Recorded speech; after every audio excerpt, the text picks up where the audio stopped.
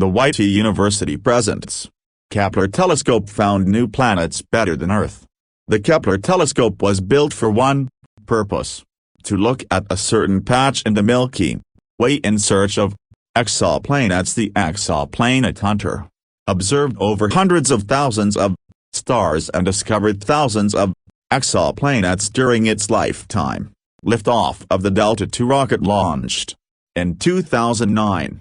As part of NASA's Discovery program, Kepler's job was to constantly scan a fixed patch of sky within our Milky Way galaxy to find planetary systems. At the time of the launch, it had the largest primary mirror ever sent into space, and it also had a 96-megapixel camera to process the light. Astronomers were interested in finding out just how many stars of planets orbiting around them, and how many of these extrasolar planets or exoplanets have conditions that are suitable for life to develop. In its 9 years in space, Kepler observed 536 stars, and confirmed the existence of 2,662 new exoplanets. These exoplanets are unlike anything we've ever seen in our solar system before. Most of them are significantly bigger than Earth and orbiting so close to their stars that they complete one revolution every several days. And there are some very strange worlds. Some have star-facing sides with temperatures that can melt iron and have entire hemispheres covered with oceans of liquid molten rock. Other exoplanets the size of Jupiter orbit not one but two stars. If you're standing on the surface of one of these planets, you'll be able to see a binary sunset.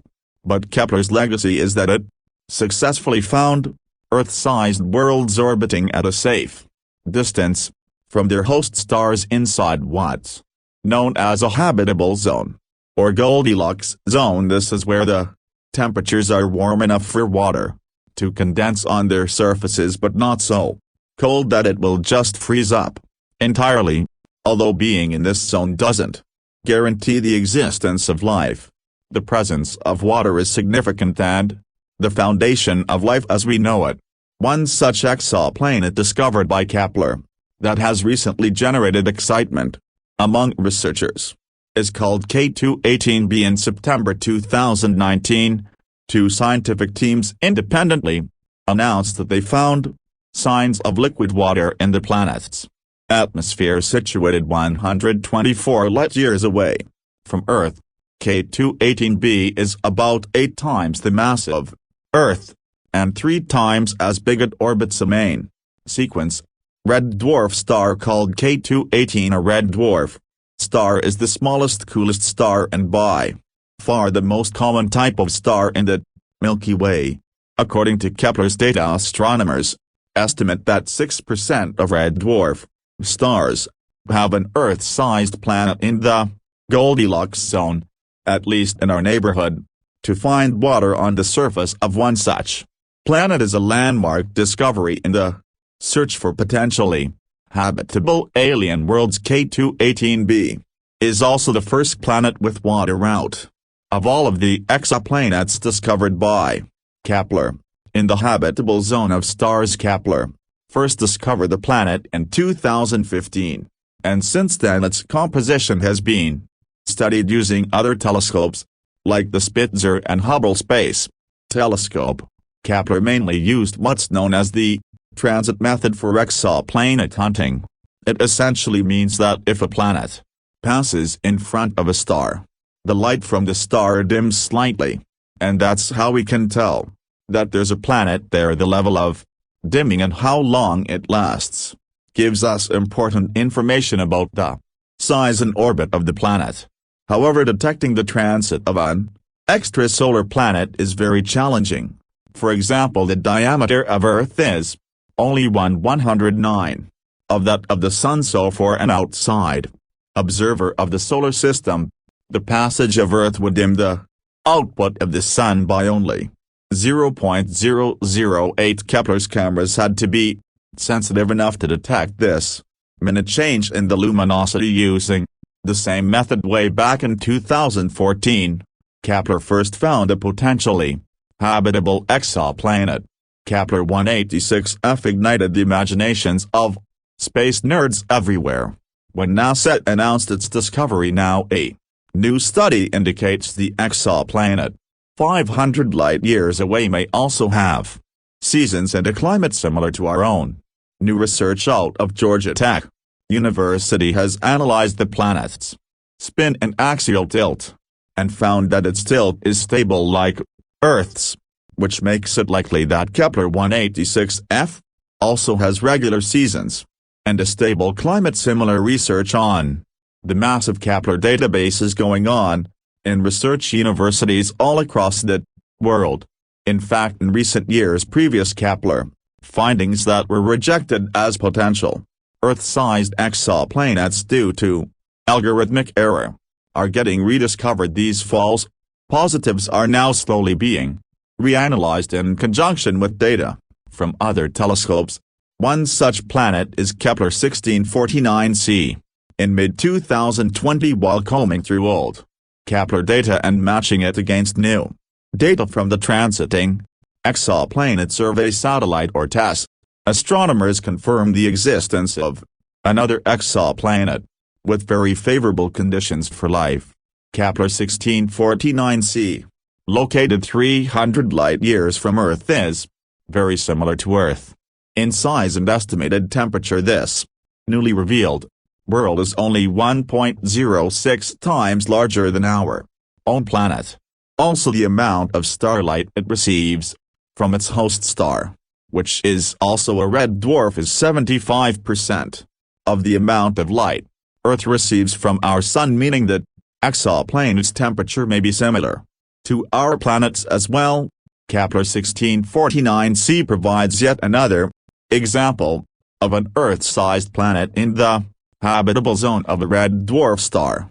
But before we get ahead of ourselves, it's important to note that out of the 2,662 exoplanets identified by Kepler, only 16 of them lie inside the Goldilocks zone, and out of these 16, some of these planets are tidally locked with their parent stars, meaning that only one hemisphere of the planet faces the star, and this is not ideal for life. Others are more like a smaller version of Neptune than a larger version of Earth, and planets similar to Neptune are expected to have a significant envelope of hydrogen surrounding any layer of water on the surface, with a planetary core of rock and iron.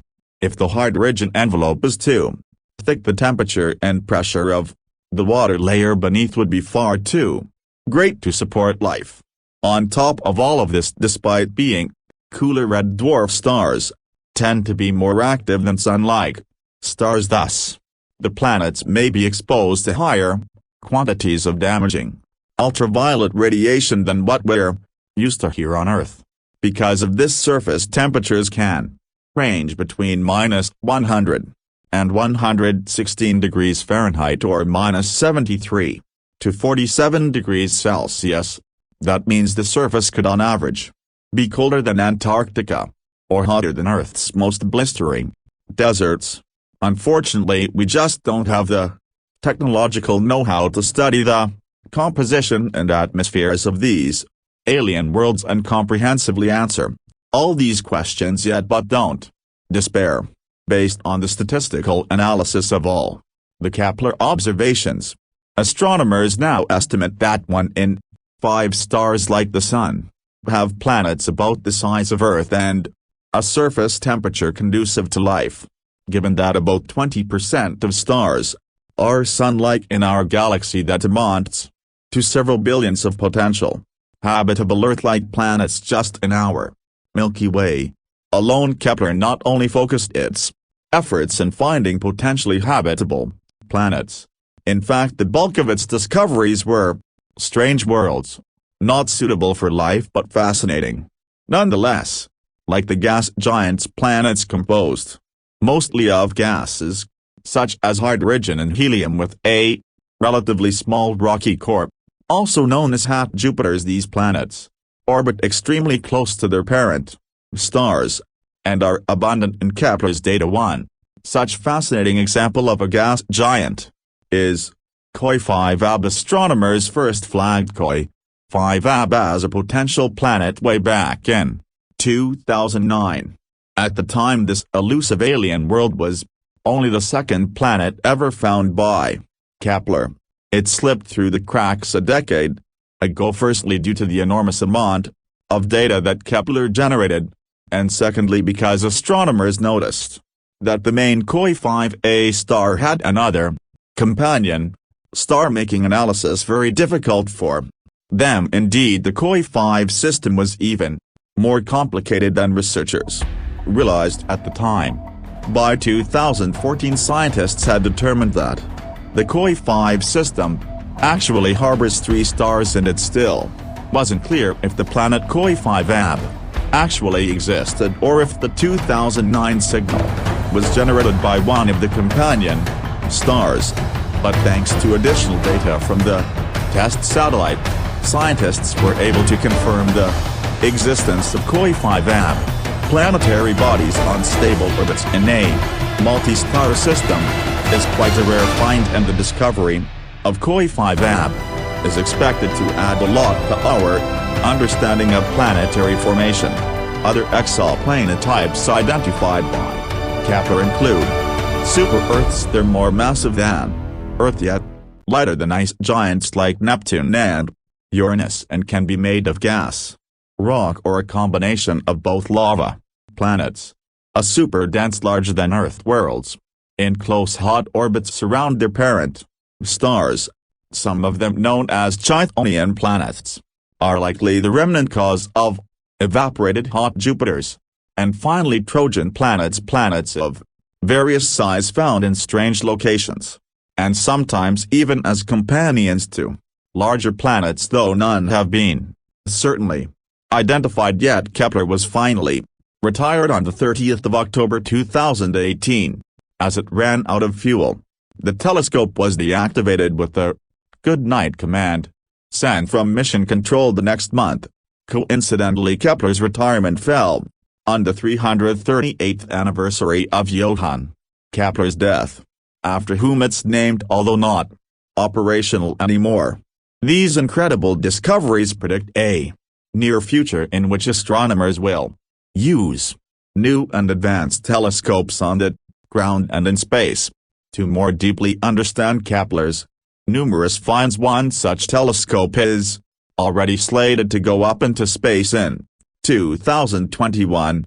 The James Webb Telescope will take a much closer look at some of these Kepler objects of interest, and hopefully will bring us closer to answering the question, are we alone in the universe?